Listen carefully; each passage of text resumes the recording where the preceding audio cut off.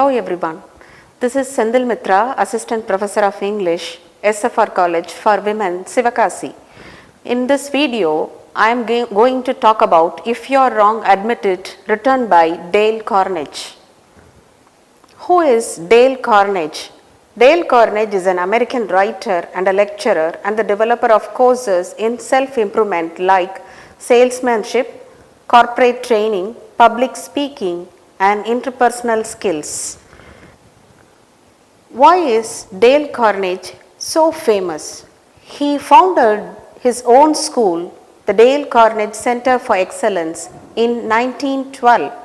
He wrote many bestseller books on courses of self-development like How to Win Friends and Influence People, How to Develop Self-Confidence and Influence People by Public Speaking, How to Enjoy Your Life and Your Job, How to Stop Worrying and Start Living, and so on.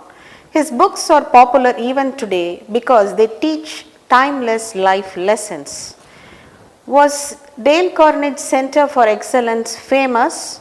Yes.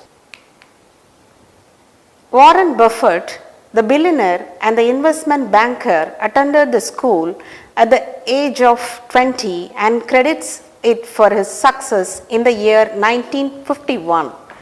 While addressing an interview, Warren Buffett said, "In my office, you will not see the degree I have from the University of Nebraska or the master's degree I have from Columbia University, but you will see the certificate I got from the Dale Carnegie's course." How to Win Friends and Influence People was written in the year 1936. One of the core ideas of his books is that it is possible to change other people's behavior by changing our own behavior towards them. And his famous epiphany is that when you are nice to people, they are more likely to be nice back. And How to Win Friends and Influence People is all about one's good behavior in personal relationship, professional settings, and creating a positive, constructive environment in the society and being successful. If You're Wrong, Admit It is an extract from his famous book, How to Win Friends and Influence People. In this book, Dale Carnegie emphasizes the importance of admitting when you are wrong. He encourages individuals to acknowledge their mistakes as celebrating success quickly, openly, and enthusiastically. Defending our mistakes finds alibis, and blaming others for our mistakes may give us satisfaction, but we may end up losing good friends. Carnegie believes that admitting one's error demonstrates humility, integrity, and willingness to learn and grow. By doing so, it can help build trust, improve relationships, and foster a positive, constructive environment. Dale Carnegie mentions certain instances to admit when one is wrong to save one's future. When the facts are against you, if evidence or the facts contradict your position, acknowledge the mistake promptly. When others point out errors, be receptive to feedback and admit wrongdoing if someone provides valid reasons for your error. And in professional settings, admitting mistakes at work fosters a culture of accountability and can lead to constructive problem solving. And moreover, in personal relationship, acknowledging mistakes helps to build trust and shows vulnerability, strengthens the bond. When learning from errors, if you realize a better way of doing things, admitting previous mistake can demonstrate personal growth and a commitment to improvement. So, accepting one's mistake is a sign of strength and not a weakness. Dale Carnegie also points out a few instances during the walk of his life to explain his ideologies. And first one is his encounter with a policeman, and the second experience of Warren with an art director, and Harvey's experience with his supervisor, and fourth one is General Lee and the picket charge, and fifth one Michael Chung and his son. Hubbard, an American author and an irritated reader. So the first experience of Carnegie is his encounter with a policeman. Once Dale Carnegie took his dog Rex without a muzzle and a leash in Forest Park. It was against law in America. He gave reasons to defend him. When there was nobody in the park, the dog was also harmless. The policeman got angry and warned him not to do it again. But on another occasion, when the author let the dog run loose again, he admitted his fault. This made the policeman behave in a soft and graceful way by showing magnanimous mercy. The next incident is the experience of Warren with an art editor. Warren is a commercial artist. He was often criticized by a particular editor even for small errors. This time, Warren applied the principle, if you are wrong, admit it.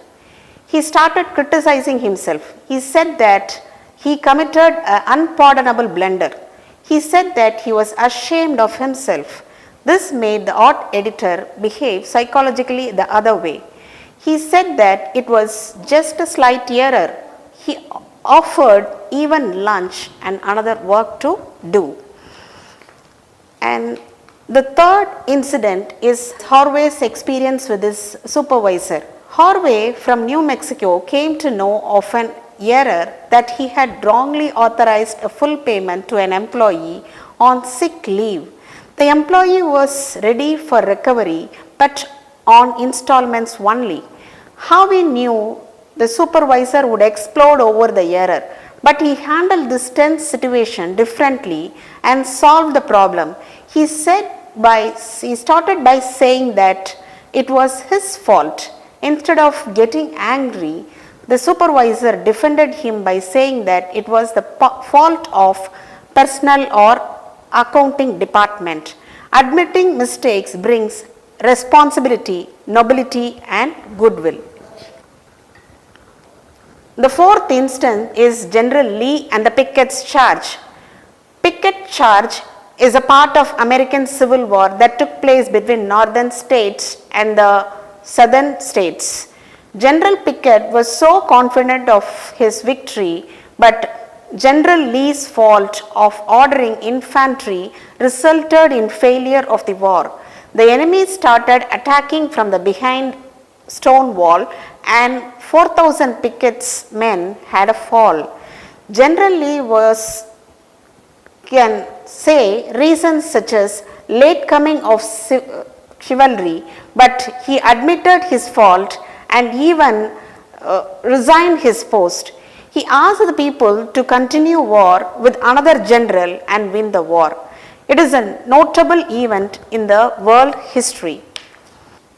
The fifth instance is Michael Chung and his son. Michael Chung, who is a teacher in Carnegie's course in Hong Kong, explains how Chinese culture can present some particular problems in an area. One of the students was a middle-aged man who was estranged from his son because he was an opium addict. And according to Chinese tradition, an older person does not usually take the first step to reconcile. However, he deeply longed to meet his grandchildren and said that it was more important to lose face by asking forgiveness than to stick to tradition. He went to his son's house and as a result, he was able to rebuild his relationship with the son and his family. The sixth instance is Hubbard, an American author and a publisher. Elbert Hubbard was one of the most original authors who ever stirred up a nation, and his stinging sentences often aroused fierce resentments. Hubbard had the rare characteristic of turning the foes into friends by tactfully talking to them. He would also call them over to his place to trash a subject over. This way, he ditches the fumes of an explosive reader. Thus, by sharing his experiences, Carnegie guides the readers how to handle life circumstances. Learn the lesson, move on by admitting the wrong in the life, and good luck.